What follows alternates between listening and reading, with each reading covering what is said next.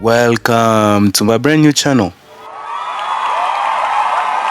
This is my first video. I don't really know how to do this, but I thought what could be better than showing a 757? I mean, who doesn't like the 757? I know. My editing skills are really trash, We don't have a big setup, I'm not even getting paid enough from aviation. But anyways, I'm here to create an environment for all the av geeks, the guys who love aviation, the guys who are flying, the guys who wish to fly, all those guys, And yeah, I'm a pilot, We always have to mention that we pilot somewhere. And today, I'd like to discuss a topic of lift. What is lift? To simplify things, there's 4 different forces acting on an aircraft.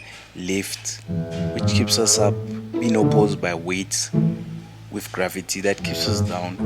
There's thrust, produced by the engines, which is opposed by drag, which is like some sort of force that makes us drag behind. So these are the 4 different forces acting on an aircraft. Wow. In order for the aircraft to accelerate, the thrust has to be more than the drag. And when lift is equal to the weight, we call this straight and level. So the aircraft is neither climbing nor descending. It's just maintaining a straight and level attitude. So it's not climbing, not descending, as I mentioned. There's a term used to describe the body that when coming into contact with an airstream is expected to generate more lift than drag. This can describe the wings, tailplanes, the rudder, the propellers. These are just different parts of the aircraft. Let me introduce you to another term that we frequently use in aviation, which is an aerofoil chord line. A chord line is, imagine if you were to get a side picture, a side cut of an aerofoil, such as the wings. The forward part would be called the leading edge, and the end part would be called the trailing edge. Now imagine drawing a straight line from the leading edge to the trailing edge.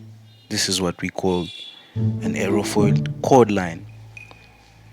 With this chord line, we can describe certain details about an aircraft and about flying. For example, the angle of attack, which is the angle between a relative airflow, so a relative airstream, to that chord line. And this is quite helpful to describe lift. Another term is angle of incidence, which will describe the angle between the chord line and the relative longitudinal line of the aircraft.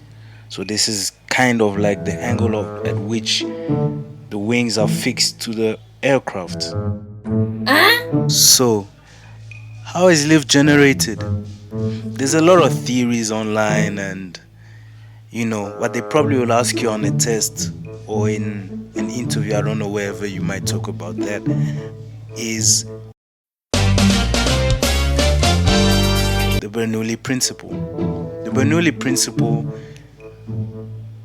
starts with a theory that in a system or in a tube, the total pressure stays constant. The total pressure is equal to the static pressure plus the dynamic pressure. You can view the dynamic pressure as velocity. And he states that over a curved surface, the dynamic pressure increases because the molecule will arrive at the end of the tube at the same time as the molecule on a flat surface. So the dynamic pressure has to increase. That's a lot of, just remember that. I don't want to waste your time. So basically, you end up with a lower pressure on top. Thinking back on your geography class, or maybe I might be informing you right now, pressure goes from high to low. Wow. So that will create a force going up. You get me?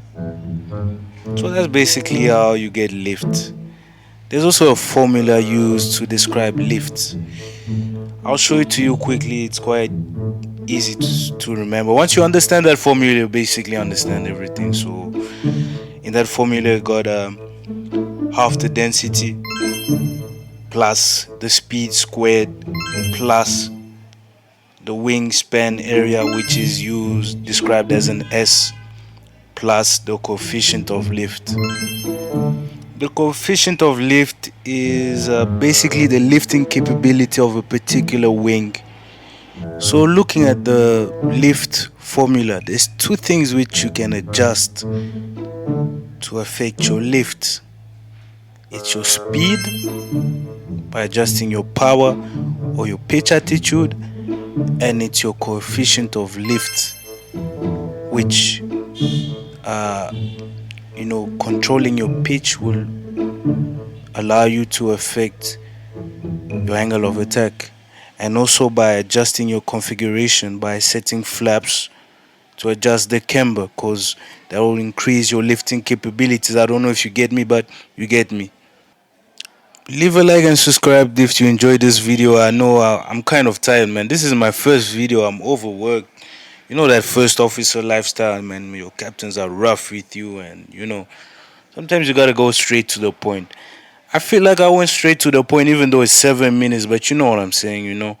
So this is a real OG explanation of principle of flight. All these other details, you'll get them eventually, as long as you don't stall. You don't pull too much on that yoke. Everything will be all right. Don't worry. Understand that density, speed, and your configuration affects your lift. And if you like other videos like this, please subscribe and leave a like. Leave some comments. Tell me if I can fix some things.